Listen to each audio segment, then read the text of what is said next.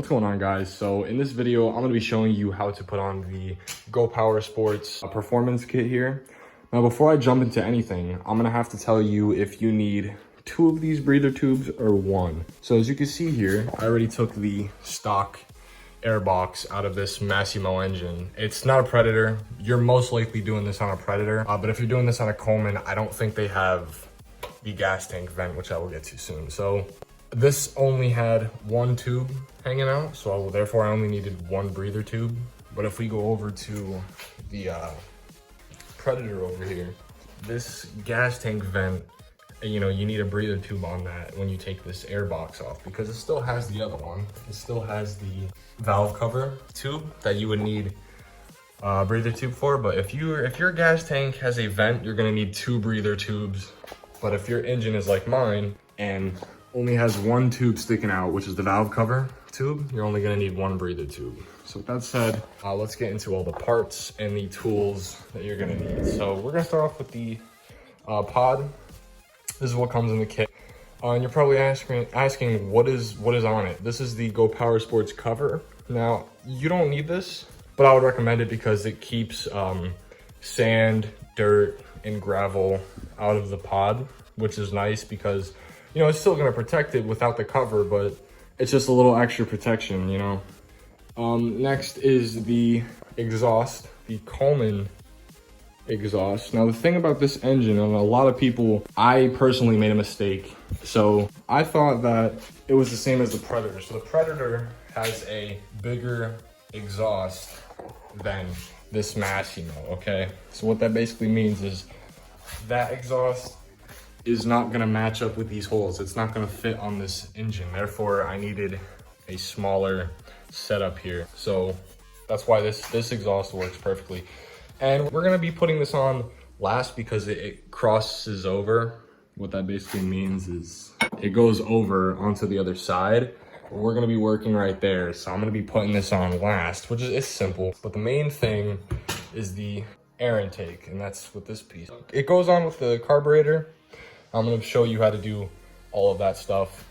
It comes with 2 10mm bolts, and the exhaust comes with 2, I think 13mm bolts. So now we're gonna get into the tools. So I'll get to the zip ties last because I have to explain why. But you're gonna need an adjustable wrench, a flathead screwdriver, a 10mm long socket, and a ratchet or wrench or whatever you wanna use. And these 2 zip ties are for the breather tube. Now you don't have to use zip ties right here. I just kind of put the breather tube on and I zip tie it with this clip. But it seemed to work so far for me. I've had this bike for a couple months now and it seemed to work for me. But if you want to just use clips, then go ahead. But I'm gonna use zip ties. So for the first part, we're gonna be doing the carburetor part. And for this piece right here, a lot of people get confused. So what you want to do with this piece is, so there's this tiny little bolt right here, right? So you just want to tighten that down to the point where you can move this with just a little bit of, or a lot of force. You don't want it too loose. You want it really tight, but you can just move it a little bit. And I'm going to show you why, because this is your choke right here. And when you take the air box off, you can simply just pull your choke out. So when you're riding and you're hitting bumps or whatever, you don't want your choke flying out. That would be horrible. That would be a disaster. So that's why this choke holder is here.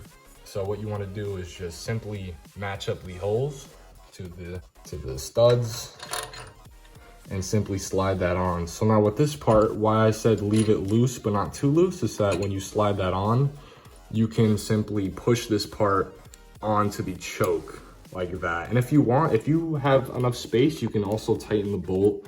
But once this whole setup is tightened, this isn't going anywhere.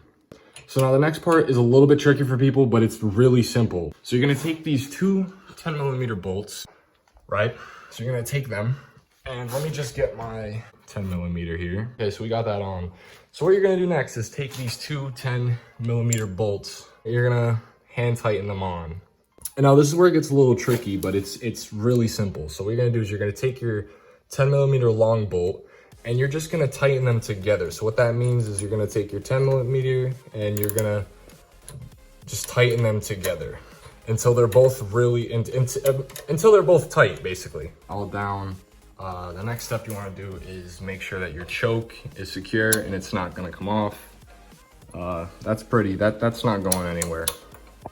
So the next step is to grab your pod and your flathead screwdriver. And there's two ways you can do this, but first you can see how the pod has this little angle here, and you always want it facing the back of the bike. You don't want it facing like this, you know, because the leg space and it kind of gets in the way.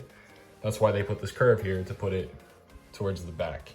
So what I meant by two ways you can do this is you could either put the pod all the way on like that, or you can show some of the carburetor piece like I personally like to do, like this.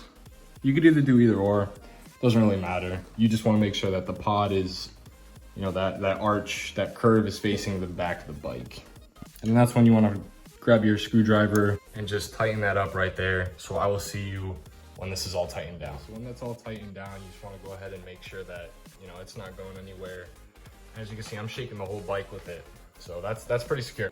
So you're not done yet with the whole carburetor thing. You're gonna wanna grab your either 2 or 1 breather tube, and you're gonna wanna grab your zip ties. Or like I said, you can do clips, whatever you wanna do. I've been running the zip tie thing for about a couple months and I haven't had any issues. It's on you if you wanna use zip ties or clips. And it's so simple. All you're gonna do is just put the breather tube in, and then put the zip ties in. So I will see you when that is finished. Yeah, I just used the 1 zip tie and the clip because that's not going anywhere. So the last step to the Go Power Sports Performance Kit is the exhaust with the 2 13mm bolts. And you're gonna need your adjustable wrench for this. This part is really simple. So you're gonna go ahead and take your Go Power Sports exhaust and you're gonna line it up with the engine studs, just like that.